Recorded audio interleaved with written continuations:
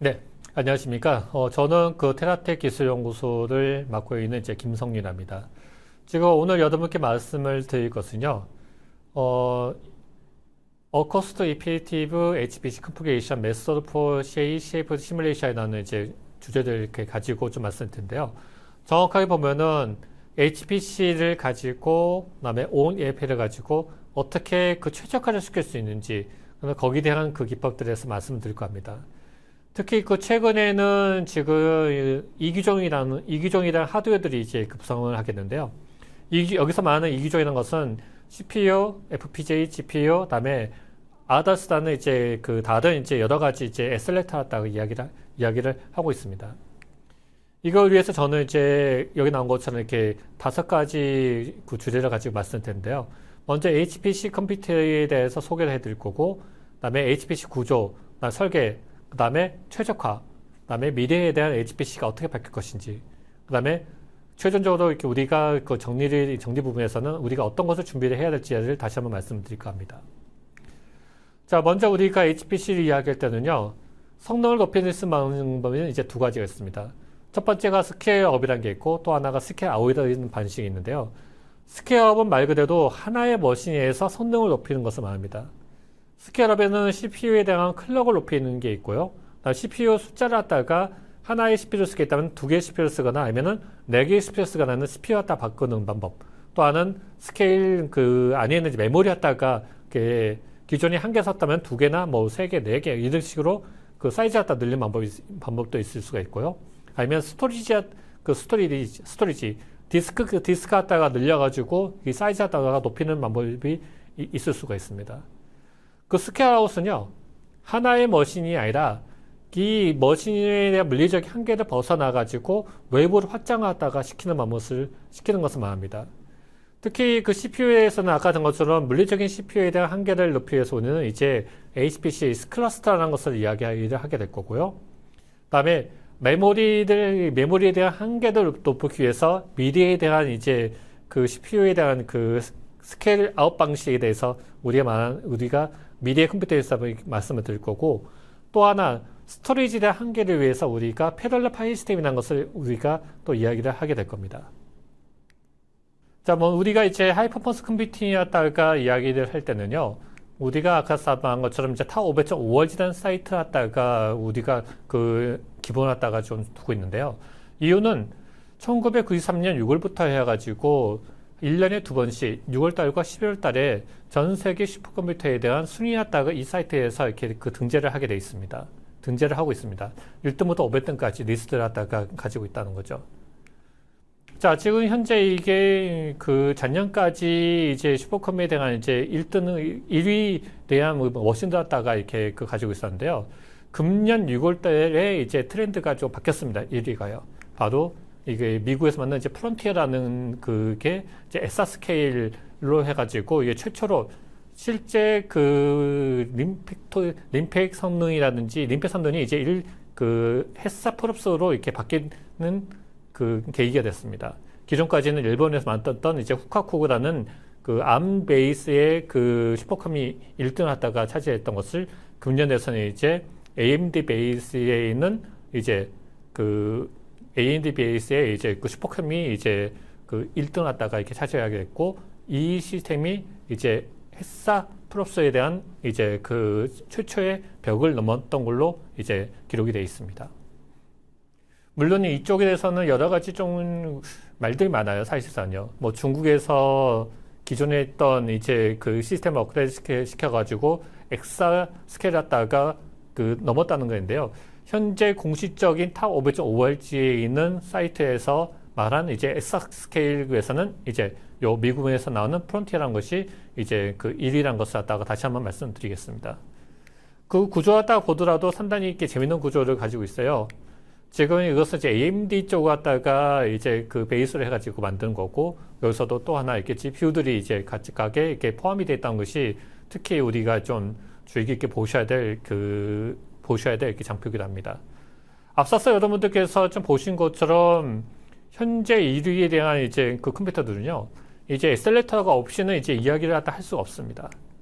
지금 여기에 보신 것처럼 이 장에서 본 것처럼 이제 일에 대한 이제 그 추이 곡선도 갖다가 좀 이렇게 보여주고 있거든요.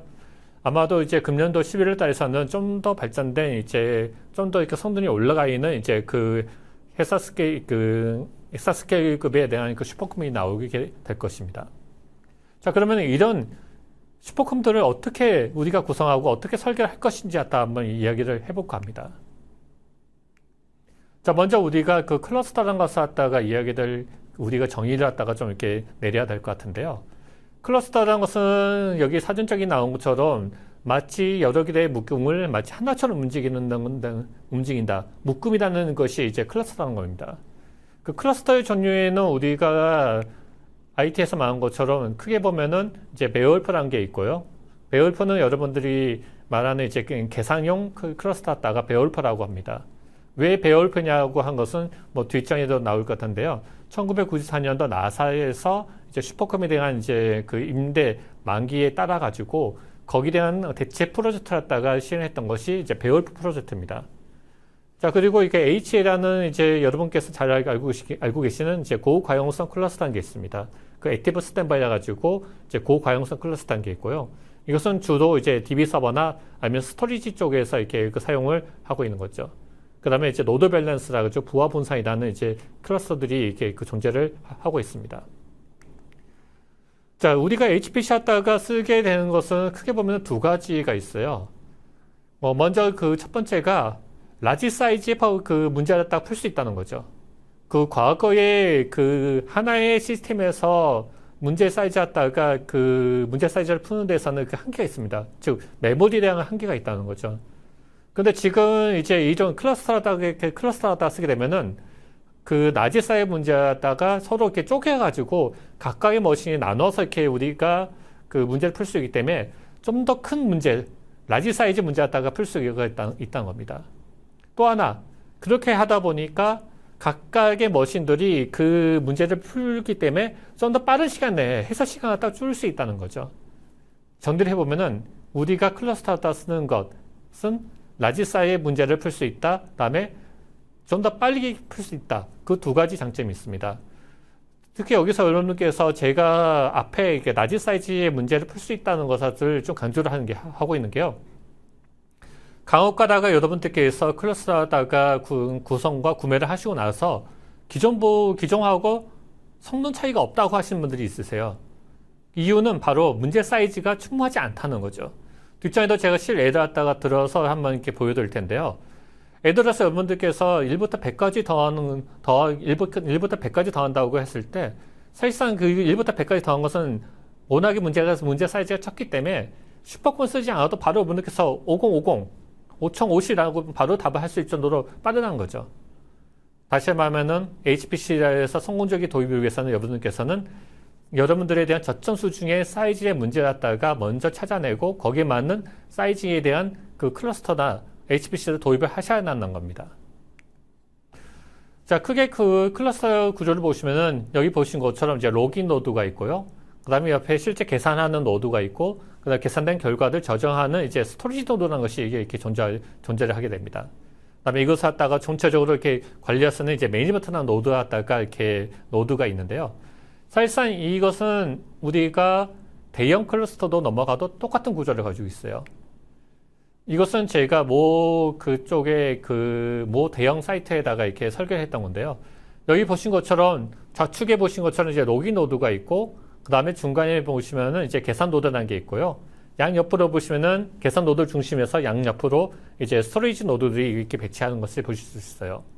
근데 지금 로깅 노드에 보시면은 로깅 노드가 기존하고 틀리게 세대도 이렇게 구성이 되어 있는 게 볼 수 있거든요. 바로 거기가 이제 노드 밸런서, 앞서서 나왔죠. 부하 분산이 난 거죠.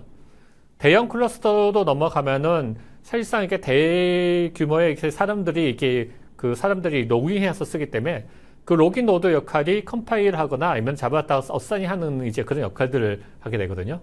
그러면 그 이전처럼 하나의 노드에서는 이제 다량의 사용자다가 커버리지를 할 수가 없기 때문에 여기 본 것처럼 이제 노드 밸런스를 통해 가지고 부하 분산하다 반드시 시켜줘야 됩니다. 그 다음에 그 옆에 보시면은 각각의 서비스 노드든지, 그 다음에 그 라이센스 노드 같은 것도 이제 이중화도 구성이 되어 있는 거죠.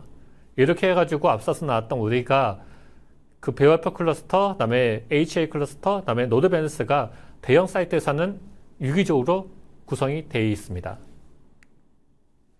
자, HPC 하다가 사실상 우리가 설계할 때는요, 아랫단부터 우리가 생각을 해야 되거든요. 맨 아랫단에 보시면은 인프라 설계부터 들어가 있어요.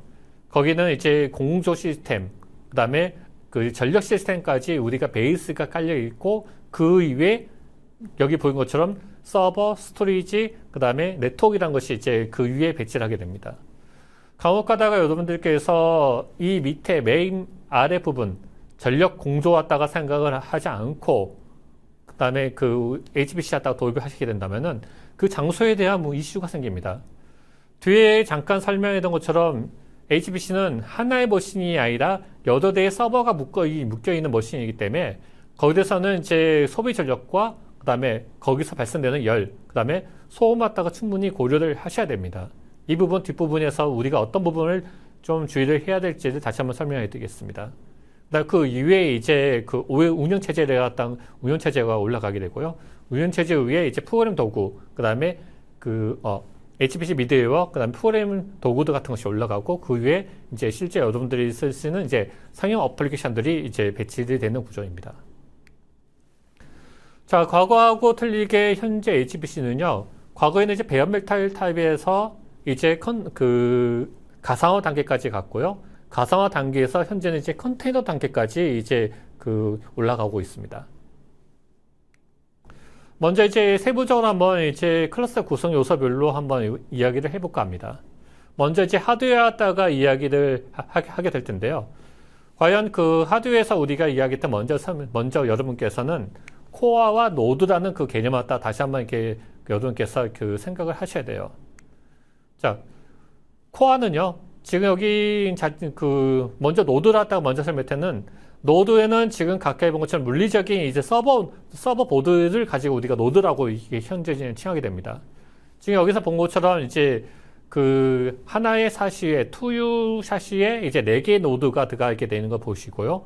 그다음에 4개의 노드 하나당 2개의 CPU가 2개의 CPU가 있기 때문에 저 하나의 2U 사이즈 하나의 모델에는 4개 노드, 그러니까 4개의 노드가 배치를 하고 그다음에 8개의 CPU가 배치하게 된 거죠. 그다음에 그 CPU 안에는 CPU에 이야기할 때는 클럭과 코어를 가지고 다시 한번 이야기를 하게 되는데요. 최근에 여러분들께서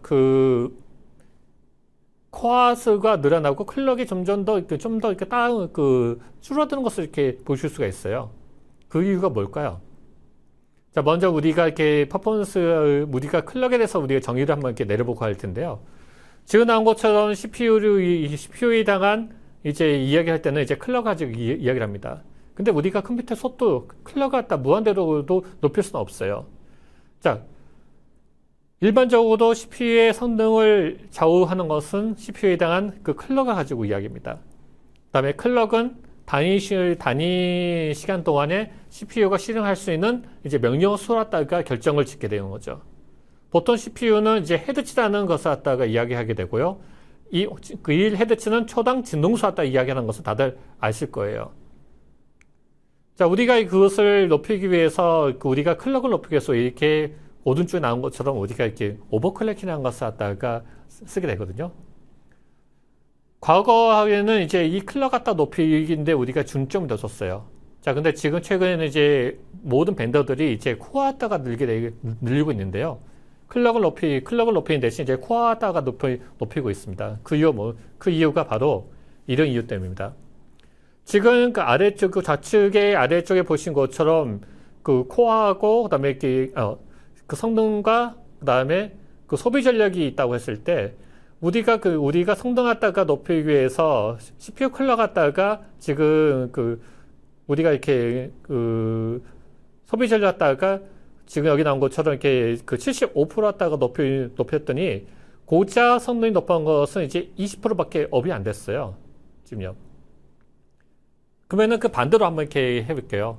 그 반대로 지금 나온 것처럼 이제 소비 전력 갖다가 좀 더 이렇게 낮췄습니다. 낮춰주면 당연히 성능이 떨어지겠죠. 좌측에 나온 것처럼 이런 성능을 나왔을 때 우리가 소비 전력이 1이라는 것을 갖다가 이렇게 했었는데, 그것을 지금 그 소비 전력 갖다가 좀 낮췄어요. 0.5%요. 그랬더니 성능은 이제 불과 이제 지금 나온 13%밖에 그 다운이 되지 않았거든요. 그것을 각각의 또 하나의 층으로 이렇게 코어로 갖다 한번 이렇게 위로 이렇게 올려본 거죠. 그랬더니 고작 여기 나온 것처럼 20% 갖다가 지금 본 것처럼 성능 그 클럭 갖다가 낮췄더니 소비 전력도 떨어졌지만 코어가 중첩이 됐기 때문에 오히려 성능이 더 이렇게 올라가게 됐습니다. 바로 이 때문에 지금 최근 벤더들이 클럭을 낮추고 코어 갖다가 높이는 케이스로 가게 됐어요. 자, 여기까지는 이제 벤더들이 이야기를 하게 됐는데요. 문제는 이렇게 됨으로써 이제 프로그램들이 HPC를 쓰는 유저나 프로그램들이 좀 더 이렇게 복잡해졌어요. 과거에는 CPU 클럭만 높였어도 내 프로그램이 성능이 나오게 됐죠. 근데 지금은 어떻게 바뀌었습니까? 클럭을 낮추고 코어가 늘어나면서 성능 갖다가 개버리지 않는 그 성능을 높이는 케이스로 가게 됐거든요. 그럼 거기에 맞춰가지고 과거의 싱글 프로그램을 이제 패럴럴 프로그램, 병렬 프로그램을 갖다 반드시 해야지만 이제 성능을 올라갈 수 있는 이제 그런 현재 시점이 됐다는 거죠. 지금 이 기회에서 이제 여러 가지 이제 프로그램 기법이 또 나옵니다. SISD라는 것이 있고, 그다음에 SIMD라는 여러 가지 이제 그 성능들이 있는데요. 각각의 이쪽에 대한 것은 나중에 제가 다시 한번 이제 프로그램 쪽에 대해서 세부적으로 말씀드릴 때 다시 한번 설명을 해드리겠습니다. 중요한 것은 이제 그 뒷장인데요. 우리가 CPU를 가지고 이론적인 성능을 이야기할 때 우리가 RPC라는 이제 용어를 씁니다. RPC라는 것은 이론적인 성능 갖다 구할 때는 이제 코어 프리퀀시, 클럭 곱하기 그 다음에 그 CPU가 처리할 수 있는 그 IPC라는 게 있거든요. 인스턴스 퍼 클럭이라는 게 있습니다. 그걸 이렇게 곱하는 것이 바로 이제 그 이론적인 성능이 나오게 되는데요. 쉽게 말해서 이렇게 이 장표 갖다가 좀 이렇게 보시면 돼요. 이론 성능은 클럭 곱하기 코어 곱하기 IPC다. IPC는 인스턴스 퍼 클럭이라는 건데요. 인스턴스 퍼 클럭은 아주 아래쪽에 보이는 것처럼 각각의 CPU 세대별로 약간씩 좀 틀려져요. 현재 여러분들이 쓰시는 스케일러블 그 확장 가능한 그 스케일러 프로세서라 가지고 1세대, 2세대, 3세대까지 지금 나와 있거든요. 아이스데크까지요. 각각에 보시면은 인텔 AVS 512라는 펑션을 쓰고 그때는 이제 더블 프로듀싱에서 IPC가 사이클당 32번의 명령을 갖다가 처리를 할 수 있다. 실수 영상을 32번을 처리할 수 있다는 것을 이렇게 말씀을 드리고요. 바로 전 세대 V3, V4에서는 지금 나온 것처럼 하스웰 브로드웨이에서는 지금 그 AVS 512가 아니라 인텔 AVS까지, AVS2까지만 이렇게 쓸 수가 있었거든요. 거기서는 이제 인텔 IPC가 지금 16번 갖다가 처리를 할 수 있다. 그 밑에서는 각각의 8번, 4번으로 이렇게 분류가 된 것을 이렇게 보실 수가 있어요. 자, 그러면 앞에서 나왔던 이 클럭이 과연 일정할 건가죠? 인텔에서는 이 클럭 갖다가 일정하게 해주시면 좋은데 사실상 이제 이 클럭 양성의 소비 전력하고 이게 그 차이가 있기 때문에 이게 유동적이 됩니다. 지금 인텔에서는 클럭은 총 4가지가 있는 게인데요. 앞에 나온 것처럼 AVS 512라는 게 있고, 그 다음에 AVS 2라는 호환 모드라는 게 있고, 그 다음에 BAVS라는 거, 표준 클럭이라는 게 있고요. 마지막으로 이제 터보 부스트라는 그 터보 부스트 테크놀로지를 통해 가지고 나오는 이제 그 클럭이 4가지가 있습니다. 각각의 지금 본 것처럼 이 표에서는요, 이제 그 기존에 했던 이제 2세대 스케일러블 프로세서에 대한 이제 클럭을 보여주고 있는데요. 지금 본 것처럼 난 AVS라는 것이 실제 CPU 마킹이 되는 게 이게 그 붉은색 그 괄호되어 있는 것이 이제 난 AVS에 대한 클럭이고요. 그 다음에 오른쪽에 나온 것이 코어별 터보 부스트를 썼을 때 최고를 낼 수 있는 이제 클럭에 대해서 이렇게 보여주고 있습니다. 다음에 또 하나의 그 다음 차편은 이제 우리가 AVS 2.0을 갖다가 썼을 때 그때 나온 클럭인데요. 각각에 본 것처럼 이제 클럭이 변동이 된 그 붉은 가우를 보시면 변동이 된 것을 이렇게 보실 수가 있어요. 앞서서 나왔던 난 AVS 5일 클럭과 AVS 2.0 클럭이 다운이 된 것을 이렇게 보실 수가 있고요. 그 다음에 AVS 5일로 갔을 때 클럭이 좀 더 낮아진 것을 이렇게 보실 수가 있어요. 그러면은 여러분들께 생각할 때, 푸딩 것이 그 클럭이 낮아지면 성능이 떨어지는 게 아니냐? 근데 앞서서 나왔던 건 우리가 이 장표에서 말했던 IPC라는 게 있었죠. 이것 때문에 결과적으로 성능은 어떤 식으로 이렇게 바뀌게 되냐? 바로 여기 나온 것처럼 여기 나온 것처럼 성능이 바뀌게 됩니다. 지금 여기 나온 것처럼 지금 제가 이렇게 한 가지 애들 가지고 나왔던 건데요. 지금 8280이라는 CPU를 가지고 이제 이론적인 성능을 갖다가 한번 이렇게 내본 겁니다.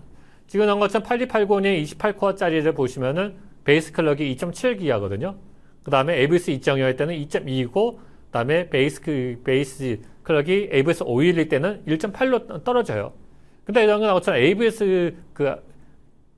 AVS가 어떤 거에 따라 가지고 IPC가 틀려지는 거죠. 지금 본 것처럼 AVS 521을 썼을 때에는 IPC가 그 스케일러플에서는 32번, 한 사이클은 32번을 할 수가 있기 때문에 여기 밑에 나온 것처럼 붉은 것이도 나온 것처럼 AVS 521 물릴 때 1.8기가 곱하기 1.8 기가헤르츠 곱하기 28코어 곱하기 32번의 IPC를 곱하기 때문에 CPU 하나당 이 성능이 나온 것은 1테라포르스까지 여기 나왔죠. 1600 기가포르스까지 나온 것을 이렇게 보실 수가 있어요. 만약에 AVS 2.0 때는 2.2 기가헤르츠도 동작이 되지만 IPC가 지금 나온 것처럼 이것은 16으로 동작이 되기 때문에 결과적으로 얘는 900 기가플롭스로 이제 동작이 된 것을 이렇게 보실 수가 있고요. 그 다음에 난 AVS 때는 클럭은 2.7기가도 동작을 하지만 IPC가 상당히 낮게 나오기 때문에 실제적인 성능은 더 낮아진 것을 이렇게 보실 수가 있습니다. 지금 이것은 제가 인텔에서 만들었던 이렇게 워커패스다 가지고요. S9200WK라는 이제 투유 노드에 4개의 CPU를 쓸 수 있는 머신인데, 여기서는 투유 노드에 4개의 노드를 갖다가 쓸 건데요. 이 시스템은 특별하게 전체적으로 투유 사이즈의 448코어까지 성능 갖다가 이렇게 낼 수 있는 머신이기도 합니다. 실제 이 성능을 가지고 제가 이렇게 벤치마킹을 해보면은 지금 나온 것처럼 원 노드단 96코어까지 만들 수 있고, 여기다가 이제 이론적인 성능을 구하면은 대략 5테라플롭스까지 나온 것을 이렇게 보실 수가 있어요. 그 다음에 이것을 이제 2개 노드 갖다 묶었더니 거의 이 머신 하나 가지고도 지금 1테라플롭스까지 10테라플롭스까지 나온 것을 이렇게 보실 수가 있습니다. 자, 이 성능 갖다가 과거에 했던 이렇게 슈퍼컴하고 비교해보면요. 이 머신 하나가 2006년도에 나왔던 타워 500.5Hz의 2위인 시스템하고 거의 같은 성능 갖다가 보이고 있는 것을 보실 수가 있어요. 그만큼 지금 불과 12년, 제가 이 테스트를 한 것이 작년에 이렇게 테스트 했었거든요. 근데 불과 10년 만에 이렇게 많은 성능이 이게 기술적인 발전이 됐다는 것을 이렇게 보실 수가 있습니다. 자, 여기서 나온 것처럼 앞서서 이제 AVS 5E라는 것이 상당히 이제 인텔에서 이렇게 만든 이제 좋은 펑션인데요. 문제는 각각의 코드에 대해서 쓸 수 있는 것들이 이제 어떤 코드들이 있는지 갖다가 좀 이렇게 보여주고 있는 장표입니다. 그 다음에 이것은 각각의 이제 HPC를 쓰는 장소마다 어떤 것을 우리가 주안점을 도운 것인지 이제 가이드 갖다가 좀 말씀을 드릴 수 있는 장표이기도 하고요. 다음으로 우리가 CPU를 얘기했으면 이제 메모리 갖다가 이야기할 텐데요. 저는 오늘 이 메모리에 대해서 좀 강조를 이렇게 해드리고자 합니다. 자, 현재 3세대 CPU에 나오는 것을 보시면은 하나의 노드에 이제 2개의 시스템마다 쓸 수 있는 이제 다이어그램 갖다가 보여주고 있는데요. 가까이 보신 것처럼 메모리 채널이 과거보다도 이제 8채널로 늘어났어요. 과거에는 이렇게 6채널에서 8채널로 늘어난 것을 이렇게 보실 수가 있고요. 그 다음에 채널당 2개 뱅크 갖다가 쓸 수 있는 것을 볼 수 있고요. 가운데 이제 CPU-CPU는 UPI라는 것을 통해 가지고 우리가 통신을 하게 되게 통신하고 있습니다. 자, 이것은 이제 바로 전 세대 2세대 이제 스크램블 프로세서에 대한 내용인데요. 여기 본 것처럼 여기도 지금 여기처럼 채널당 이렇게 여기 본 것처럼 채널이 이제 시스 채널 지금 6채널로 이렇게 된 것을 이렇게 보실 수가 있어요. 그 다음에 채널당 2개의 CPU를 쓰기 때문에 하나의 CPU에 12개의 지금 그 메모리 뱅크 갖다가 쓸 수 있는 것을 보실 수 있습니다. 앞서서 나온 것처럼 8채널이고 2세대에서는 6채널이었던 것이 현재는 이제 그 8채널로 이렇게 늘어난 것을 보실 수 있는데요. 문제는 과거하고 틀리게 CPU와 CPU의 옆에 이제 메모리가 이렇게 위치하기 때문에 연방 CPU와 일반 CPU가 있다고 했을 때 연방 CPU가 일반 CPU에 있는 메모리를 쓰기 위해서는 반드시 저 중간에 있는 UPI라는 것을 갖다가 우리가 이게 통신을 해야 됩니다. 문제는 이름으로써 이제 그 성능에 대한 이제 문제가 이렇게 생기게 되는데요. 지금 본 것처럼 메모리에 대한 이게 레이턴시가 이렇게 레이턴시, 지연이라는 것이 이렇게 존재할 수밖에 없어요. 좌측에 있는 좌측에 있는 그 CPU에 대한, 좌측에 있는 CPU에 있는 프로세서가 자기 녹화할 CPU에는 메모리를 썼을 때는 레이턴시가 적습니다. 근데 반대편에 있는 메모리 갖다가 쓴다 했을 때는 당연히 그 중간에 있는 통신을 써야 하기 때문에 그만큼 이렇게 레이턴시가 이렇게 존재할 수밖에 없어요. 이것은 인텔이나 AMD나 같습니다. 문제는 이것을 어떻게 줄이냐. 이것이 또 나중에 여러분들께서 이제 성능에 대한 튜닝 포인트이기도 합니다. 실제 이것은 또 하나 여러분께서 그 메모리에 대한 그 채널 구성할 때도 또 주의를 하셔야 되는데요. 그 2세대에 있는 그 스케일러블 프로세서에다가 기준했을 때도 이런 결과가 나올 수 있어요. 지금 왜냐면은 아까처럼 채널이란 것은 우리가 이렇게 고속도로라고 이렇게 생각하시면 되거든요.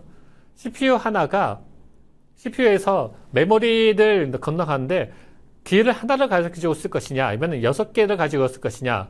3세대 CPU는 나온 것처럼 8개의 그 이 통로를 가지고 통신할까에 따라가지고 퍼포먼스에 대한 차이가 생길 수밖에 없습니다. 지금 이 장표는 이제 그 2세대 CPU에 대한 이제 그 퍼포먼스에 대한 그 내용인데요. 지금 본 것처럼 메모리 뱅크가 전체적으로 채널을 다 채웠을 때 6개의 채널을 다 채웠을 때 최고의 퍼포먼스 나온 것을 이렇게 보실 수가 있어요.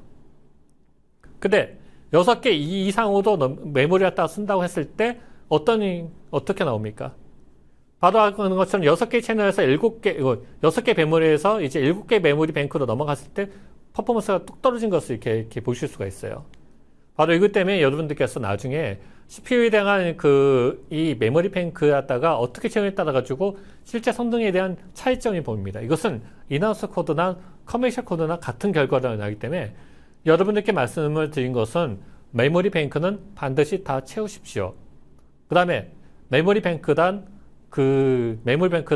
이제 그 채널단 메모리 뱅크를 다 채우는 것이 최고로 이렇게 퍼포먼스 갖다가 나올 수 있는 그 방법이기도 합니다. 그 다음에 이제 SLA라는 것을 이야기를 할게요. 앞서서 나온 것처럼 현재 슈퍼컴은 이제 SLA라는 것을 쓰지 않고서는 이제 일을 할 수 없을 정도로 이제 SLA에 대한 중요성이 이루어지고 있습니다. SLA는 여러분들이 잘 아는 것처럼 이제 GPU라는 것도 있고요. 그 다음에 FPGA라는 것도 있고요. 또 하나 NPU를 SPU라 가지고 NPU라든지 IPU라든지 여러 가지 이제 SLA들이 이제 이 클러스터 시장에도 그 클러스터에 이제 들어오고 있습니다. 대표적인 것이 이제 그 엔비디아에 대한 GPU인데요. 지금 GPU를 보시면은 각각의 메모리가 있는 것을 다들 아실 거예요. 그 다음에 실제 메모리, GPU에 대한 프로그램을 보시면은 메모리, 먼저 이게 메모리 갖다가 얼로케이션을 하고 그것을 이제 호스트에 있는 것을 이제 GPU로 카피를 갖다가 시키는 게 있어요. 그 로직이 들어가는 거죠. 그 다음에 GPU에서 처리를 하고 처리된 결과들 다시 이제 호스트에다가 이렇게 카피를 시키는 이제 로직으로 이루어지고 있습니다. 자, 이러다 보니까 문제가 생겨요. 지금 여기 본 것처럼 각각의 내에서는 CPU하고 GPU를 할 때는 이제 PCI를 통해 가지고 우리가 통신해야 되거든요. 그러면 여기 본 것처럼 CPU는 PCI를 통할 때는 반드시 메모리를 거쳐야 돼요. 메모리 카피해가지고 PCI로 이렇게 넘겨줘야 되죠. 앞서서 그것 때문에 여러분들께서 제가 GPU 갖다가 이야기할 때, 메모리 이야기할 때 메모리 뱅크에 대해서 채널에 대해서 채널 뱅크를 중시 여기는 것이 바로 이 때문입니다. 자, 이것은 그 다음 장에 나온 것처럼 실제 클러스터하고 GPU 서버하고 통신하는 케이스도 똑같아요. 자, 우리가 네트워크를 통해 통신을 한다 하더라도 각각의 이제 PCI라는 것을 통해 우리가 통신하게 되거든요.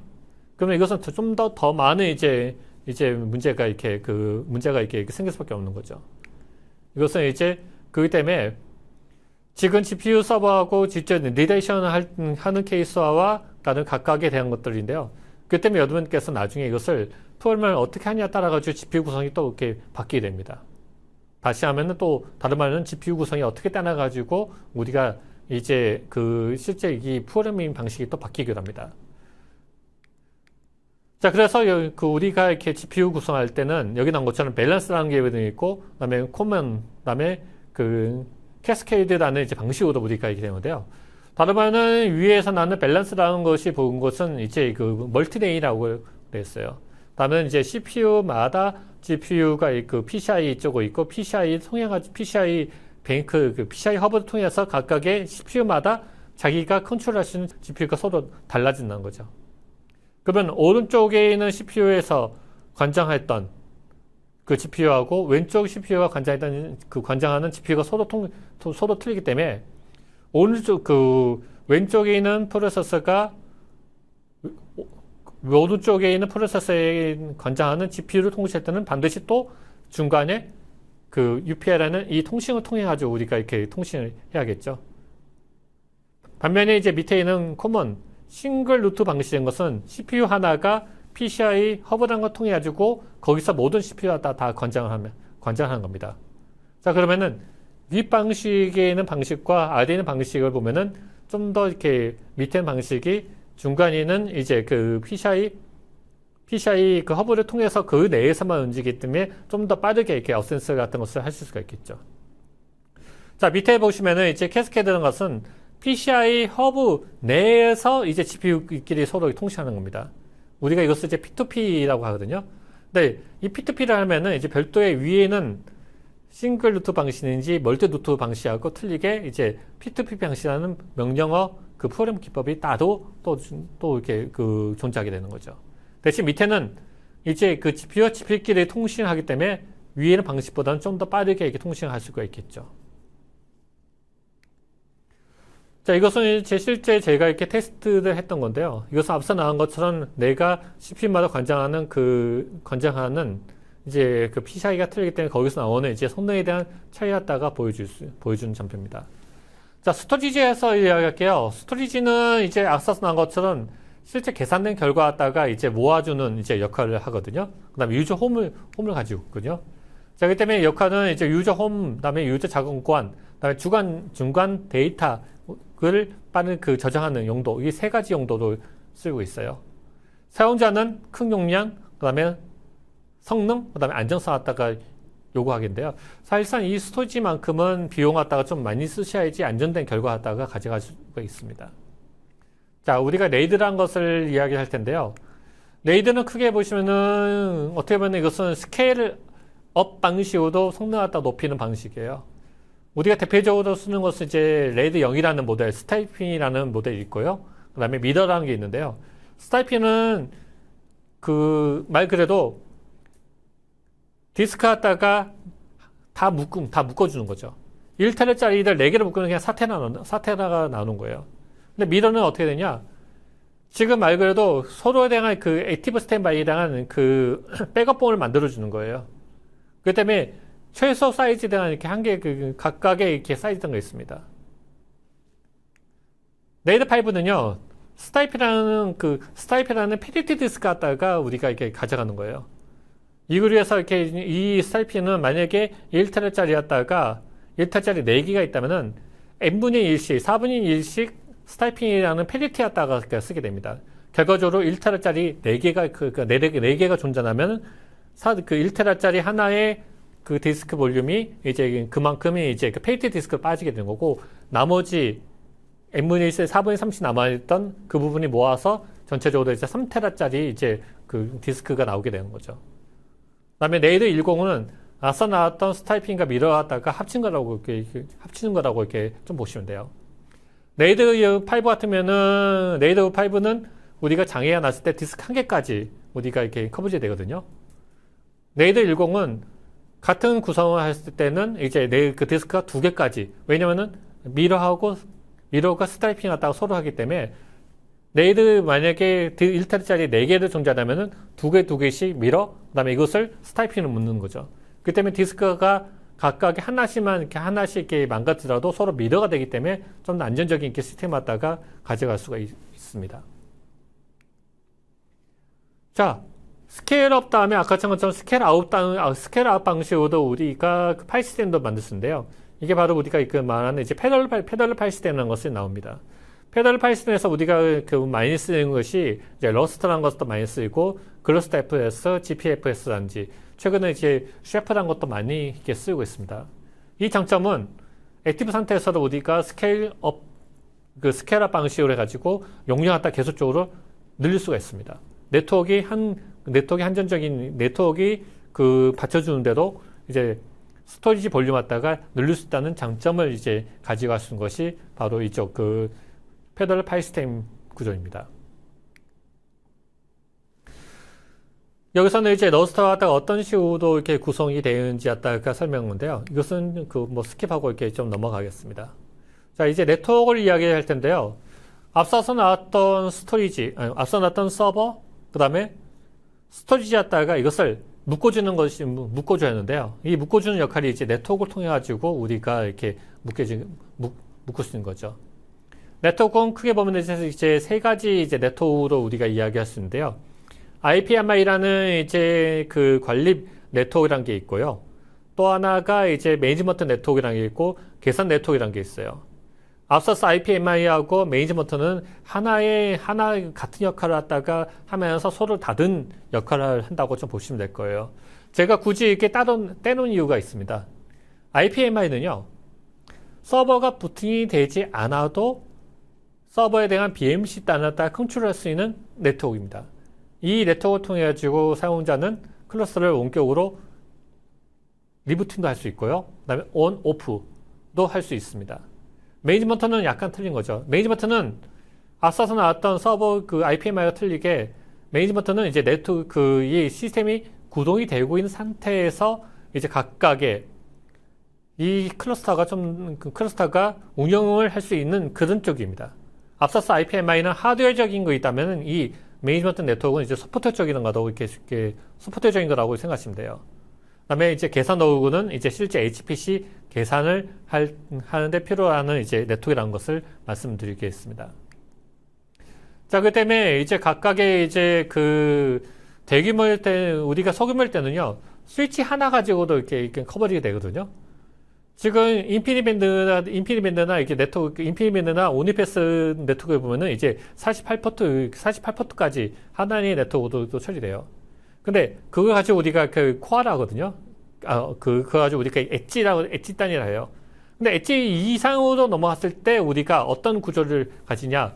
일반적으로 우리는 이제 우리가 그 구조를 이제 그 팩토리 구조 갖다가 가져간답니다. 그 팩토리 구조는 올라가서 지금 본 것처럼 이제 각각의 층을 해가지고 거기서 이렇게 그 각각의 이렇게 트리 구조 갖다가 만드는 것을 우리가 이렇게 팩토리 구조 갖다가 가져갑니다. 브랜치 갖다가 계속적으로 이렇게 늘어나게 돼 있죠. 문제는 여기서 나올 수 있는 것이 이제 성능적인 이슈가 나올 수 있어요. 지금 여기 본 것처럼 이렇게 팩토리라는 것인데요. 맨 위에 코어가 있고 밑에 스파인이 있고 그 밑에 레프트 우리가 엣지 스위치라는 것이 이렇게 존재하는 것을 먼저 기억해 주시고요. 각각의 스위치가 어떤 스위치인지 먼저 말씀드리고 그다음에 이것이 어떤 이제 우리가 말하는 HPC 구성했을 때 어떻게 포트가 구성되는지도 말씀드리겠습니다. 먼저 이제 인터넷에서 만든 이제 온리패스라는 것을 이렇게 말씀드렸는데요.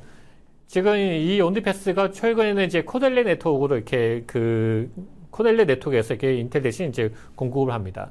그래가지고 이 온리패스는 이제 스위치 아키텍처 CPU 스위치하고 그다음에 그다음에 칩셋까지 이렇게 공급 전체적으로 다 이렇게 온리패스를 가지고 있고요.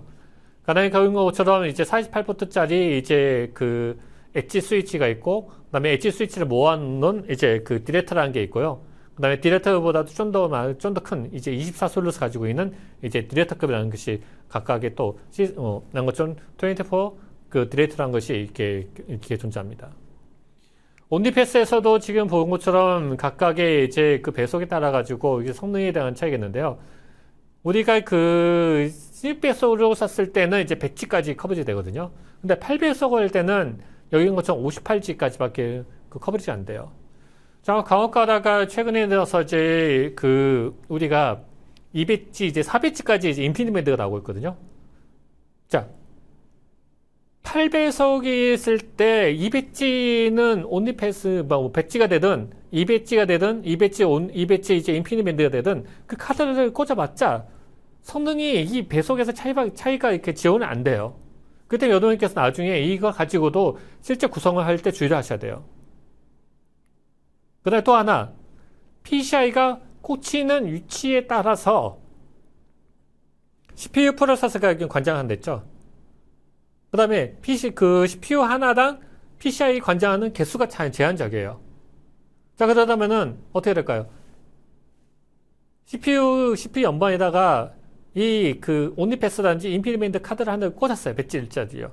그 다음에 각각의 프로세서에서 우리가 MPI에 대한 어떤 프로그램이 돕니다.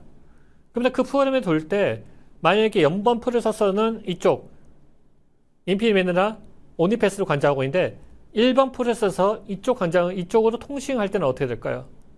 반드시 또 PCI라는 것을 통해야겠죠. PCI를 통하려면 어떻게 될까요? 이쪽하고 UPI라는 것을 또 통신해야 돼요. 자, 그래서 최대 퍼포먼스를 내기 위해서는요, 제가 이게 여러분께 권장한 것은 이제 멀티레인이라는 게 있어요.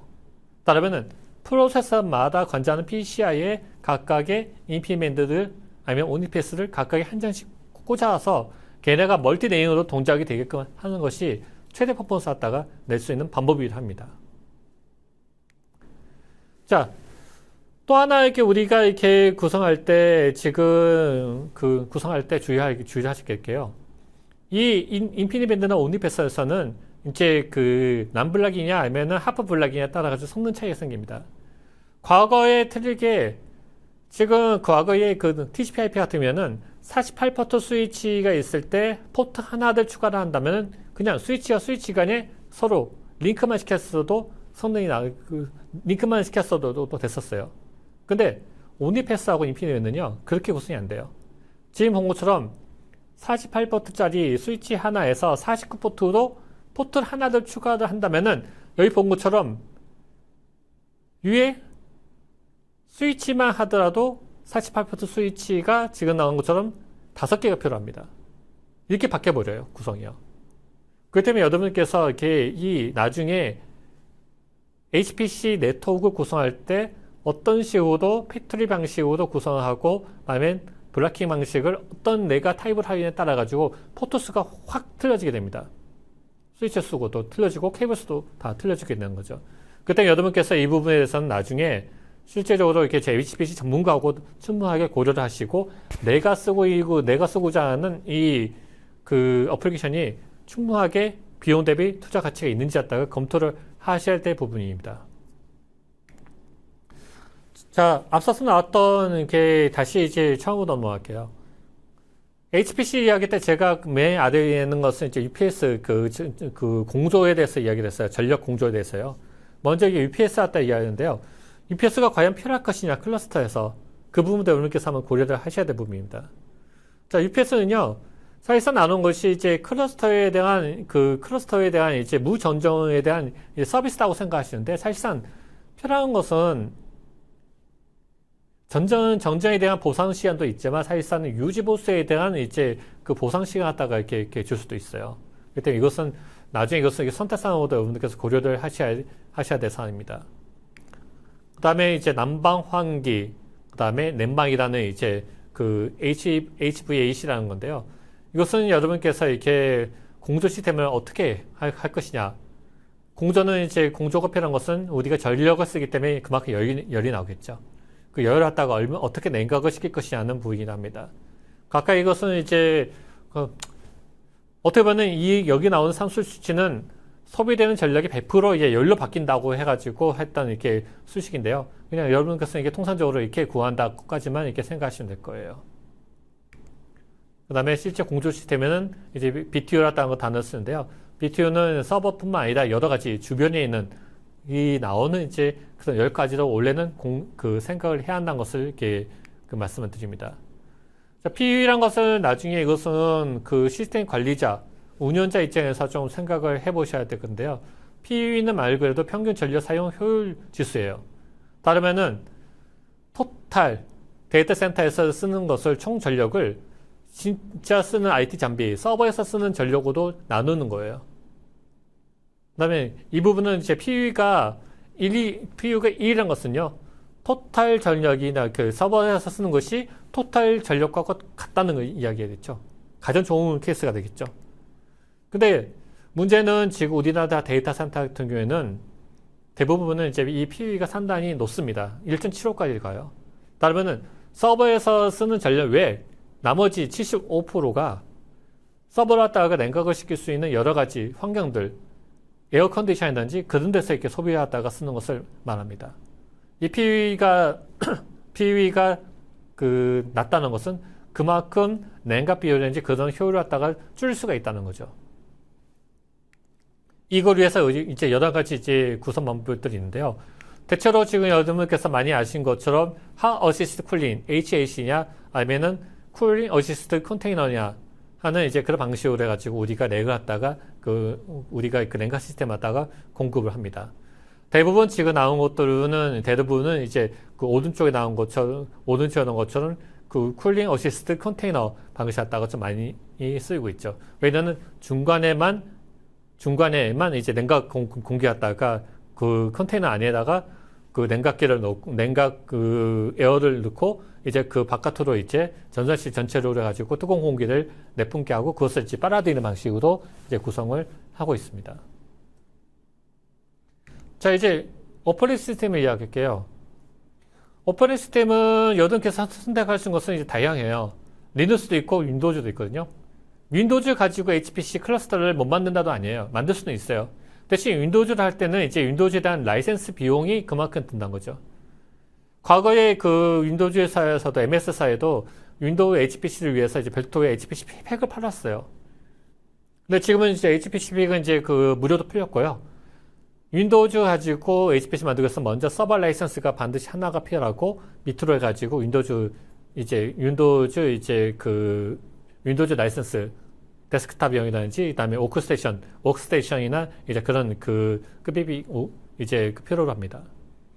반면 이제 리눅스는 사실 현재 HPC에서 리눅스를 빼고서는 이야기를 할 수가 없어요. 그다음에 아까 전에 타 500.5RG 대부분이 이제 클러스터가 된 것도 하나가 또 저기 리눅스에 대한 이제 역할도 있다고 저는 생각합니다. 리눅스가 여러분께서도 알다시피 공개 소프트웨어예요. 모든 게 다 프리하다는 거죠. 무료하고 프리는 약간 틀리는 거 다들 아시죠? 자, 리눅스는 누구든지 손쉽게 쓸 수 있고요. 그 다음에 가장 좋은 개발 도구들이 다 프리예요. 그렇기 때문에 어떻게 보면은 이게 리눅스가 중심이 되고 거기에서 이렇게 많은 부분에다가 이제 리눅스가 이쪽 HPC 시장에서 상당히 큰 역할을 하고 있다고 저는 생각합니다. 자, 이제 라이브러리를 이야기할게요. 클러스터 전이가 아까 말한 것처럼 마치 하나처럼 보이는 클러스터들이라고 했는데요. 그 역할을 해준 것이 바로 이게 라이브러리입니다. 이 라이브러리는 우리가 많이 아는 것처럼 이제 MPI라는 것을 쓰고 있고요. 메시지 패싱 인터페이스라는 것을 이제 이거 기반으로 해가지고 우리가 프로그램을 갖다가 하고 있습니다. 또 하나가 이제 과거에는 또 이렇게 패럴럴 버추얼 머신 PV라는 것을 가지고 우리가 이렇게 이 라이브러리도 있었는데요. 이 라이브러리들은 독자적으로 움직이지 못하고 개발 도구 C나 포트런과 연동해가지고 우리가 쓸 수가 있습니다. 자, 그러면 이 MPI 프로그램이 이 백렬 프로그램들이 어떤 식으로 동작이 되는지 한번 볼게요. 지금 이 백렬 라이브를 갖다가 또 통해가지고 우리가 프로그램을 할 때요. 과거에는 아까 나온 것처럼 1부터 100까지 정할 때 이것을 for 루프로 해가지고 1부터 더했을 거예요. 근데 백렬에서는요, 이것을 홀수와 짝수를 나눠가지고 계산을 할 수가 있겠죠. 노드 1번과 노드 2번에서요. CPU 1번과 CPU 2번이라고 생각하셔도 돼요. CPU 노드 1번에서는 지금 나온 것처럼 지금 홀수, 그 다음에 노드 2번에서는 지금 짝수를 갖다가 더한다고 이렇게 우리가 프로그램 갖다가 짠다면은 바로 이런 식으로 이렇게 프로그램이 짜지게 됩니다. MPI 헤더 갖다가 이렇게 포함이 되겠고요. 각각의 지금 것처럼 이제 MPI에서 내가 쓰고자 하는 노드 갖다가 게더링 초계를 시키고 이너레이션 초계를 시키고 그 다음에 내가 쓰는 이제 프로세서에다가 가져오는 것들이 있어요. 그 다음에 지금 본 것처럼 이제 그걸 가지고 이제 실제 계산을 넘겨주고 그 다음에 거기에 대한 계산된 것을 이제 받는 이런 로직으로 돼 있습니다. 자, 실제 이렇게 해가지고 계산을 한번 해봤더니 CPU 하나에서 돌린 것에서는 본 것처럼 우리가 원하는 답이 나왔어요. 5050. 그 다음에 타임도 0.001 마이크로세컨드 나왔어요. 자, CPU 두 개를 가지고 돌렸더니요. 시간이 3.547초 나왔어요. 분명히 우리가 클러스터를 쓰면은 서로 나눠서 계산하기 때문에 좀 더 빠르다고 우리가 빠르다고 생각했는데요. 계산에 대한 결과에 대한 그 타임을 보면 오히려 더 늦어진 것을 이렇게 보실 수가 있어요. 바로 그 이유는요. 시간이 실제 계산 시간 보면은 두 개의 CPU가 빨라요. 근데 이것이 아까 생각한 것처럼 네트워크로 묶여 있다는 거죠. 그러다 보니까 실제적인 것이 네트워크에서 통신해가지고 이렇게 합하는 과정에서 거기서 레이턴시가 지연이란 것이 이렇게 생깁니다. 그 때문에 늦어지게 더 늦게 나온 거예요. 근데 이것을 1부터 100까지가 아니라요. 1부터 억이나 아니면 10억, 뭐 100억이라고 하면은 당연히 그때부터는 틀려지겠죠. 자, 앞서서 여러분들 제가 설명했던 HPC를 쓰는 목적 두 가지. 라지 사이즈 문제를 풀 수 있다. 그 다음에 퍼포먼스 하다가 해석 시간을 줄일 수 있다. 그때 제가 말했던 라지 사이즈라는 문제. 이때 사용자들이 HPC를 도입했을 때 왜 내 성능이 안 나와요 하고 거기에 대한 답변입니다. 충분하게 여러분들의 사이즈가 돼야 돼요. 그 다음에 그 문제에 대한 사이즈만큼은 이것을 어떻게 쪼개냐에 따라 가지고 틀려질 수 있다는 겁니다.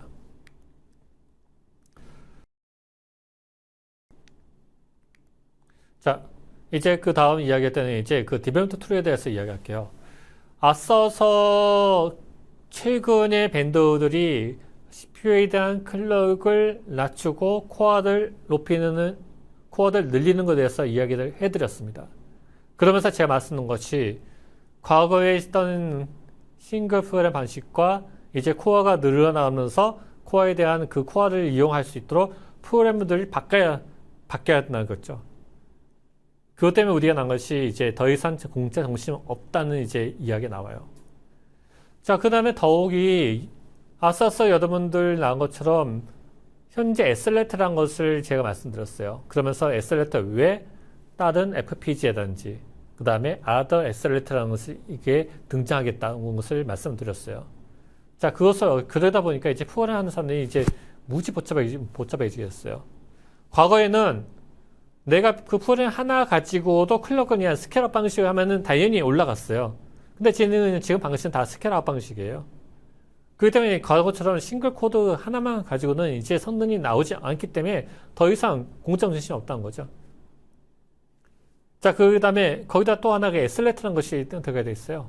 그러면 각각의 디바이스마다 이제 프로그램마다 다 바꿔야 돼요. 이런 문제가 생기게 된 거죠. 자, 이런 것을 해결하기 위해서 이제 저는 인텔 온 AP라는 걸 갖다가 여러분께 소개를 해드릴 거고요. 인텔 온 API는요, 하나의 코드로 이기종 HPC 이기종 HPC를 구축 운영을 할 수 있다는 것을 여러분께 말씀드리겠습니다. 자, 온 API는요, 여기 나온 것처럼 통합 프로그램 모형을 제공하는 다양한 아키텍처에다가 개발을 좀 더 손쉽게 할 수 있게끔 만들어줘요. 이게 그 인텔에서 느닷없이 나온 게 아니고요. 이 태생이 된 것은 기존에 그 오픈시크는 시크라는 이제 그 표준 기반이 있었어요. 그걸 기반으로 해서 다양한 아키텍처에다가 지원할 수 있도록 인텔이 좀 더 다듬었다고 여러분께 말씀을 드릴 수가 있어요. 이거 쓰면요, GPU, GPU, FPGA들 하나의 코드를 가지고도 프로그램이 가능하고 운영이 가능합니다. 그 다음에 이게 산업표준, 오픈 표준 갖다가 따르고 있어요. 그렇기 때문에 좀 더 이것을 발전을 할 수가 있다는 거죠. 자, 구조를 보시면은 이렇게 됐어요. C, 그 다음에 위에는 시클이라는 것을 기반하고 그 위에 커뮤니티 익스펜션, 그 위에 이제 그 인텔을 맞는 DPC, 데이터 패럴럴 C라는 것을 통해 가지고 이제 풀어놨다가 환경하다가 제공을 해주고 있습니다. 이걸 통해 가지고 나온 것처럼 여러 가지 CPU나 배터리나 매트리스나 아니면 스페셜 디바이스도 하나의 툴로 프로그램을 가능하게 하는 거죠. 이것은요, 사용자 입장, 그 프로그램에 있어서는 상당히 이렇게 메리트가 있는 거예요. 내 코드 하나를 가지고 원 API 가지고 만든 프로그램은 인텔에서 나오는 향후에 어떤 디바이스가 되는지 거기서 내가 손쉽게 바로 호환성 갖다가 가져갈 수 있다는 거죠. 그 때문에 여러분께서는 나중에는 이 원 API에 대해서 반드시 한번 이렇게 그 검토를 해보시기 바랍니다. 자, 인텔에서 나온 것은 이렇게 이 원 API는요, 여러 가지 제품들이 있어요. 지금 각각의 제품들에서는 여기 뭐 베이스라는 게 있고 HPC 툴이라는 게 있고 IoT라는 게 있고 여러 가지 툴인데요. 각각에 대해서 간단하게 설명해 보면요. 먼저 인텔 그 디벨 툴에서는 원 API에서는 이게 그 표준이 있어요. 원 API 베이스 툴이라는 게 있는데요. 베이스 툴에 보신 것처럼 이제 각각의 C, 다음에 포트란, 다음에 MK라는 이제 인텔에서 말하는 다양한 그 툴을 갖다가 제공을 해주고 있습니다. 그 다음에 하이퍼버스 툴이라는 것은 이제 HPC에서 쓰는 건데요. 아까 전에 베이스 툴하고 HPC 툴하고 약간 다른 것을 보시면은 HPC 툴에서는 지금 뭐처럼 그 포트란, 다음에 MPR라는 것이 각각의 이렇게 여기에 그 포함이 된 것을 이렇게 보실 수가 있어요. 그 다음에 IoT를 위해서 이제 그 IoT를 위해서 좀 더 이렇게 그 IoT에 최적화된 이제 그 부분을 갖다가 이렇게 그 제공을 해준 것을 이렇게 볼 수가 있고, 그 다음에 렌더링 쪽에 대한 것은 이제 그 오픈 비너라든지 여러 가지 툴을 갖다가 제공을 해준 것을 이렇게 보실 수가 있습니다. 그 다음에 각각의 그 우리가 우리가 인텔 툴을 갖다가 쓴 것 중에 하나는 이제 인텔을 제공하는 여러 가지 이제 라이브러리 갖다가 이렇게 제공해 주거든요. 특히 원 API 라이브러리에서는 인텔을 하는 MK라든지 이제 그런 매스 커널 라이브러리, 공학에 쓰는 이제 툴도 갖다 기본적으로 옵티마이저 되는 툴들 갖다가 이 라이브러리 갖다가 제공해 주고 있어요. 또 하나가 이제 MPI 라이브러리. MPI라는 것이 아까 말한 것처럼 그 클러스터 시스템을 마치 하나처럼 운영해주는 MPI라는 것을 이제 이것을 갖다가 그 MPI 갖다가 최적화된 것을 이렇게 제공을 해주고 있고요. 그 다음에 또 하나가 이제 그 컴패빌리티라는 툴이 있는데요.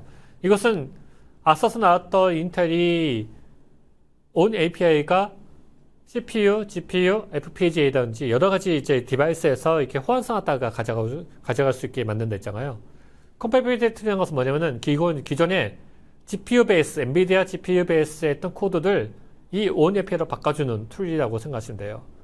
이것은 지금 뭐 인텔에서 말하기로는 대부분 이제 호환성 갖다가 이렇게 이걸 통해 하자면은 한 70% 이상까지 이렇게 그 호환하다가 이렇게 바꿔줄 수 있다는데요. 실제 나오는 것처럼 이렇게 저축해 본 것이 쿠다 프로그램입니다. 이것을 이제 컴패빌리티 툴로 바꾼 것이 오른쪽에 있는 코드예요. 이런 식으로 가지고 우리가 이렇게 코드 갖다가 바꿔줄 수가 있다는 거죠. 자, 이 모든 것들이 다 공짜예요. 과거에는 인텔에서는 온 API 했다가 과거에서는 인텔이 온 API 전이겠죠. 그때는 이제 그 비주얼 스튜디오 그전에는 이제 디벨롭먼트 툴이라 가지고 인텔에서 이렇게 그 라이센스 비도 있었거든요. 근데 최근에는 이제 이게 온 API로 가면서 이게 푸티도 여러분께서 자유롭게 받을 수가 있어요. 대신 만약 기술 지원이 원하신다면 서브스크립션을 통하면은 이제 인텔의 계정을 통해 가지고 여러분께서 이제 기술 지원을 받을 수가 있습니다. 자, 배치 시스템에 대해서 이야기해요. 배치 시스템은 이제 대규모의 이제 인하우스 코드든지 아니면은 이제 그 커머셜 코드 갖다가 프로그램 갖다가 유동적으로 자원을 효과적으로 쓸 수 있도록 공급해주는 이제 배치 그 스케줄러라고 스케줄러입니다. 뭐 과거에는 지금 상용에는 윈도우즈 HP 28인데 이것은 제가 좀 스키마 넘어갈게요. 이것은 과거와 틀리게 이제는 다 프리로 풀겠고요. 리눅스 쪽을 보시면은 그 LS4 있고 PBS4도 사실상 프리로 풀렸지만 이게 지원을 받으셔야 하기 때문에 제가 상용으로 올려놨고요. 밑에 있는 것처럼 오픈 PBS라든지 토크, 콘다, 뭐 선그리드 엔진이라든지 그다음에 슬럼이라든지 여러 가지 이렇게 배치 시스템도 있습니다. 그 배치 시스템을 쓰게, 이 배치 시스템은 여러분들이 이제 대규모로 갔을 때 반드시 필요한 툴입니다. 그리고 이것을 반드시 여러분께 고려를 하셔야 될 거라는 것을 말씀드리겠습니다. 그 다음에 매니지먼트 툴에 대한 것을 말씀을 텐데요. 매니지먼트 툴은 이제 전체적인 시스템 갖다가 관리를 할 수 있는 툴이에요. 거기서 이제 유저 관리, 디스크 관리, 클러스터라는 것을 관리를 해야 하는 거죠. 대체로 여러분께서 이렇게 모니터링 하실 때 많이 쓰는 것이 이 강그리아는 툴을 갖다가 많이 쓰는데요. 강그리아는 좀 더 이전 클러스터 갖다가 계층적으로 그룹핑 해가지고 이제 클러스터 갖다가 모니터링 할 수 있는 툴이에요. 그래서 각각의 본 것처럼 모 사이트에 대한 예를 갖다가 이제 좀 보여드리고 있습니다. 자, 그러면 앞서 나왔던 이것을 가지고 어떤 식으로 이제 클러스터 하다 설계를 할 것이냐 하는 것을 좀 말씀드릴게요. 클러스터 하다가 설계를 할 때는 여러분께서 고려하실 것이 이제 로깅 노드, 그 다음에 컴퓨팅 노드, 그 다음에 스토리지, 그 다음에 네트워크를 어떤 식으로 할 것인지 그거 갖다가 여러분께서 이렇게 고려를 하셔야 돼요. 지금요. 자, 가까이 보신 것처럼 이제 이 1, 2, 3, 4 있는데요. 주도된 것은 우리 항공과 기계, 물리, 화학, 생명, 천문, 기타 여러 가지 분야들이 있습니다. 각각의 이제 주안점이 되는 것이 어떤 건지 갖다가 우리가 충분히 앞서서 하는 것을 고려를 하셔야 하는 것을 제가 말씀드리고 싶고요.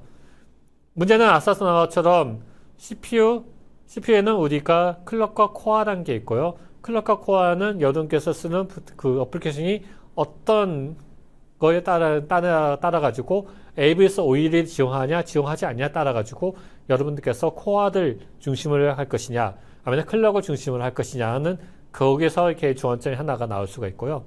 또 하나는 그 메모리 뱅크에 대한 문제는 반드시 채널이라는 문제는 여러분께서 고려를 하셔야 하는 거. 그 다음에 CPU와 CPU 중간에는 이제 PCI 그 CPU마다 이제 PCI 채널이라는 그 PCI 컨트롤러가 다르기 때문에 내가 GPU를 어떻게 구성하느냐에 따라 가지고 퍼포먼스가 틀려질 수 있다.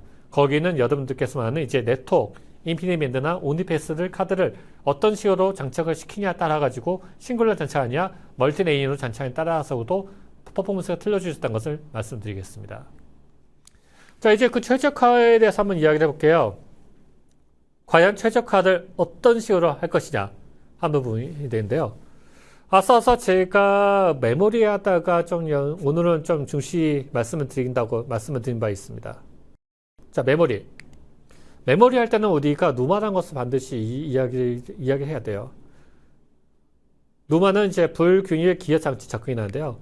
여기 나온 것처럼 누마는 프로세서 간에 이제 중간에 있는 이제 리모트 어세스라는 것을 할 수밖에 없는 구조로 바뀌었기 때문에 이제 이 누마가 반드시 성능에 대한 차이점을 주어지게 됩니다. 자, 누마를 되면은 메모리 할당은 이제 네 가지가 있어요. 디폴트가 있고, 바인딩이 있고, 퍼파인드라는 게 있고, 그 다음에 인터랙티브 정체라는 이제 모드라는 게 있는데요. 각각의 모드에 따라 가지고 여러분들께서 성능이 틀려지게 됩니다. 자, 그렇기 때문에 지금 누마라는 것을 앞서 나온 것처럼 이제 여러 가지 기법을 통해 가지고 과연 이게 어떤지 갖다가 제가 설명을 해드리는데 이 부분은 좀 더 나중에 제가 퍼포먼스 튜닝 부분을 별도 세션을 가지고 했을 때 설명을 해드리겠습니다. 중요한 것은 내가 프로그램에 대해서는 내가 쓰는 A라는 프로그램이 연방 프로세서에서 메모리에다가 땡겨가지 않고 일본 프로세서는 메모리에 땡겨갔을 때는 당연히 메모리에 대한 레이턴시가 생길 수밖에 없다는 거예요. 그것 때문에 각각의 내가 쓰는 이 A라는 프로세서는 반드시 연방 프로세서에서 메모리를 접근을 하게끔 만들어야지 바인딩을 해야지만도 최대 퍼포먼스가 나올 수 있다는 것을 말씀드리고 그걸 해줄 수 있는 것이 누마라는 부분을 튜닝을 해야 한다는 거죠. 당연히 이제 누마라는 것은 최근에 이제 OS 땅에서도 이렇게 접근하고 하드웨어 땅에서도 누마라는 것이 이제 디폴트로 지원을 해요. 근데 문제는 스탠다드 누마일 때는 그 정책에 대한 한계가 있다는 거죠. 근데 성능을 위해서는 프로그램에다 바인딩을 시킬 수 있는 그런 메모리 튜닝 방식을 반드시 우리가 써야지만도 비용 대비 효율적인 프로그램 갖다가 운영을 할 수가 있다는 것을 말씀을 드리겠습니다. 두 번째로 이렇게 최적화에 대한 두 번째는 이제 이 보는 것도 사실상 또 바이오스에 대한 튜닝 방식인데요. 그 바이오스에 대한 것을 보면은 여러 가지 항목들이 있어요. 뭐 하이퍼스레드 할까 키냐 끄냐 터보버스터 끄냐 키냐 하는데요. 제가 이 장표에서 말씀을 드릴 수 있는 것은요. 하이퍼펀스 HPC에서는 인텔에서 말하는 전력 관리 옵션을 다 디제이블 시키시다는 겁니다. 인텔에서는 아까 앞서서 나온 것처럼 그 CPU 퍼포먼스는 일반 돈에 의해서 그 효율적으로 CPU를 갖다가 운영하는 쪽으로 맞춰져 있어요. HPC에서 쓰는 거하고는 다른다는 거죠. HPC에서는 모든 쿼를 동시에 다 쓰고 액티브 상태로 가거든요. 근데 일반동에서는 CPU 클럭을 전력 효율을 갖다가 중점을 두기 때문에 클럭을 그 동작하지 않을 때는 그 코어에 대한 전력을 꺼버려요. 아예 이제는요. 그러고 나서 실제 필요할 때 그 클럭을 그쪽에 다시 전력을 인가하게 됐죠. 문제는 그렇게 되면 어떻게 되냐. 클럭이 낮아지거나 그 클럭이 낮거나 클럭이 꺼져 있을 때는 다시 그것을 구동할 때는 시간이 걸리겠죠. 레이턴 시간이 걸리겠죠. 실제 여러분께서 이렇게 모니터링 툴에서 한번 그 CPU에 대한 클럭을 찍어보시면요. 출력인 것을 보실 수가 있어요. HPC에서는 일정하게 클럭이 유지가 돼야 됩니다. 그렇기 때문에 저는 P 스테이트라는 것을 무조건 디제이블 시키시라고 여러 개 말씀드리고 C 스테이트도 마찬가지입니다. C 스테이트하고 P 스테이트는 전력 관리 옵션이기 때문에 무조건 거기는 다 디제이블이 돼 있어야지 여러분께 어떻게 보면 최대 퍼포먼스 갖다가 여러분께 이렇게 말씀을 여러분들이 가져가실 수가 있습니다. 또 하나 툴 하나 더 이렇게 소개될 텐데요. 그 PC는 것이 이제 인텔에서 이렇게 제공해 줍니다. 프로세서 카운터 모니터라는 것이 이제 인텔에서 제공했는데요. 이걸 통하게 되면은 캐시 단위까지 메모리에 대한 이제 그것을 이렇게 모니터링 하실 수가 있어요. 근데 이것을 만드시 여러분께서 GitHub에서 한 번씩 받아가지고 컴파일 하시면 되거든요. 그냥 메이크하고 하시면 돼요. 요거 한번 이렇게 여러분께서 쓰신 것을 한번 이렇게 여러분께 그 추천을 해드립니다. 자, 그 미래에 대한 HPC가 어떻게 바뀔 것인지 한번 좀 설명을 해드릴게요. 자, 미래에 대한 것을 위해서는 이제 현재 컴퓨터 구조가 어떤 한계를 가지고 있는지 갖다 말씀을 드릴 텐데요. 현재 컴퓨터 구조의 한계는 현재는 구조가 폰 노이먼 아키텍처를 가지고 있다는 것부터 시작이 됩니다. 자, 여기 본 것처럼 폰 노이먼은 지금 메모리하고 이제 대한 이제 입출력에 대한 것이 이제 통로가 이렇게 하나의 프로세서에 하나의 로직 안에 이렇게 포함이 돼 있어요. 자, 그러다 보니까 아까 쓴 것처럼 다시 이차표를 말씀 것처럼 메모리에 대한 어세스에 대한 이제 문제가 생기게 되겠죠. PCI에 대한 모든 장치도 호스트되는 메모리하고 어세스에 또 레이턴시 지역이라는 것이 당연히 생길 수밖에 없어요. 그러면 과연 이 메모리가 이 중심이 이 메모리가 이 프로세서 안에 있어야하는 거죠. 프로세서에 따라가지고 메모리가 접근이 해야 되냐 한 거죠. 기존에는 나온 것처럼 그렇게 기존에 이것을 우리가 CPU 센트럴 프로세서 중심에 냈어요. 그걸 통해 가지고 하다 보니까 이제 각각의 한계가 이렇게 주어지게 됩니다. 그걸 탈피하기 위해서 우리는 이제 메모리 센트럴, 메모리 중심이라는 방식으로 바뀌었어요. 그 중간에 있는 것처럼 메모리에다가 메모리에다가 중간에 두고 각각의 프로세서들, 각각의 디바이스들 이제 접근하는 방식으로 이렇게 바뀔 수가 있다는 거죠. 자, 그걸 위해서 우리는 나온 것처럼 CPU 센트럴과 메모리 중심일 때 어떻게 로직이 바뀐 것을 좀 보시기 바랍니다. 과거에는 무조건 FPGA나 GPU들은 무조건 메모리였다가 CPU를 어세스했으면 다 메모리에다 저런 단계로 니게단지 다 이렇게 접근을 했었어요. 근데 메모리 중심이면 이제 프로세서 거치지 않고 바로 메모리 어세스를 할 수가 있다는 거죠. 그러면서 성능 갖다가 높일 수가 있죠. 그걸 위해서 이제 여러 가지 이제 기법들이 나온 것처럼 나오는데요. 그 오픈카피라든지 CS라든지 NG라든지 이제 여러 가지 이제 센트럴 중심, 그 프로세서 중심이 아니라 이제 메모리 중심으로 이렇게 지원하는 것들이 이렇게 나오게 됐었어요. 최근에는 이제 CS라는 것이 이제 관건이 되는데요. CS는 이제 인텔이 이를 해결하기 위해서 이제 알바바, 시스코, 델, EMC, 그다음에 페이스북, 구글, 휴대파키드, 그다음에 하이웨이, 마이크로소프트까지 이제 그런 얼라이언스 갖다 매겨가지고 이제 중심으로 해가지고 이렇게 나오는 이제 규격입니다. 자, CS는요, 고성능 컴퓨터 갖다가 그 고성능 컴퓨터 시스템에서 지금 나온 것은 CPU와 한켜서는 가속기 갖다가 그다음에 메모리 장치, 네트워크 갖다가 중심을 그 효율적으로 이야기한 이제 규격이라고 생각하시면 돼요. 물리적인 한계, 아까처럼 CPU 한계에 이 머신에서 나오는 이제 그 메모리 한계를 벗어나게끔 해줄 수 있다는 거죠.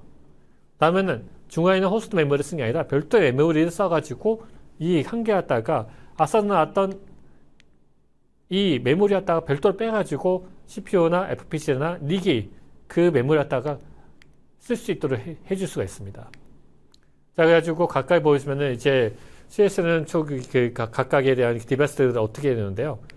세대별로 보시면은 지금 그 초기에서는 이제 그 이제 닉 같은 거, 스파튼 닉 같은 경우 이제 그것을 갖다가 지용해주고 있고요. 그 다음에는 이제 GPU나 그 다음에 그 여러 가지 디바이스 갖다가 나머지 이제 아다스 디바이스 갖다가 지용을 해줄 겁니다.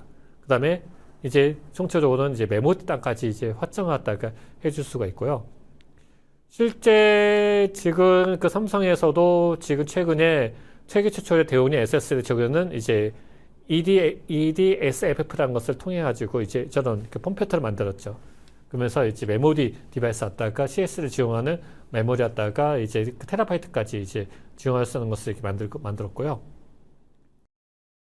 결과적으로 나중에 볼 수 있는 2.1 때는 지금 현재 나온 것처럼 CS의 2.1 스위치를 통해 가지고 지금 나온 것처럼 이제 그 각각의 그 오퍼레이션들이 지금 1대1로 이제 메모리 갖다가 이렇게 쓸 수 있는 것이 확장돼 가지고 내가 프로그램 갖다가 이렇게 파티션을 시켜가지고 이 프로세서들이 메모리 갖다가 내가 원하는 대로 이제 그 이 디바이스들 갖다가 디바이스들이 원하는 대로 이렇게 확장하다가 시킬 수 있는 그 호스트 메모리 쓰지 않고 이 CSL 쪽으로 파도 쪽으로 이렇게 어세스 해가지고 쓸 수 있는 형태로 바뀌게 될 겁니다.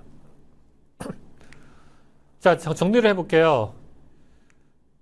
자, 데이터의 폭발적인 증가하고, 그다음에 압축, 암호화, 인공지능처럼 특화된 오크도에서는 이제 급속한 혁신적으로 스무적으로 대한 이제 SL들이 필요하고, 그다음에 HPC들이 필요로 하게 되거든요.